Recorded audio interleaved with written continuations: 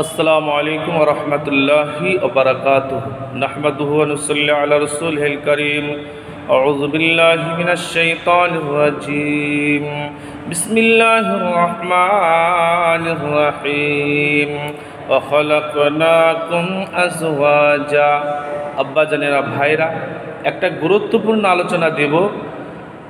এক হাজী সাহেবের মেজ ছেলের বিবাহ। হাজী সাহেব তার মেজ ছেলের বিবাহ দেবেন। লোক দেখতে এসেছে, ফিটফাট হয়ে গেল, দেখাশোনা শেষ। হাজী সাহেবকে বিয়াই বাড়ি থেকে বলছেন, বিয়াই বা হাজী সাহেব, ছেলের বিয়েতে কোনো লেনদেন আছে? বলছে না না না না না, আমি হাজী সাহেব মানুষ, 1 লক্ষ টাকা খরচ করে আল্লাহর ঘরে হজ করেছি, আমার দ্বারা টাকা নেওয়া সম্ভব নয়, ও হারাম নেব না, ও হারাম নেব না। সুবহান আল্লাহ, কত ইমানদার হাজী সাহেব মানুষ। এমতো অবস্থায় একটা কথা বললেন যে দেখুন, বড় ছেলের অমুক জায়গাতে বিয়ে দিয়েছি, বড় ছেলের বিয়েতে 10 ভরি সোনা দিয়েছি, একটা বুলেট মোটরসাইকেল দিয়েছি, ঘর সাজানো, খাট পালং আরও যা লাগে সব দিয়েছে, হাতের আংটি দিয়েছে, গলার মালা দিয়েছে, বোমাকেও দিয়েছে।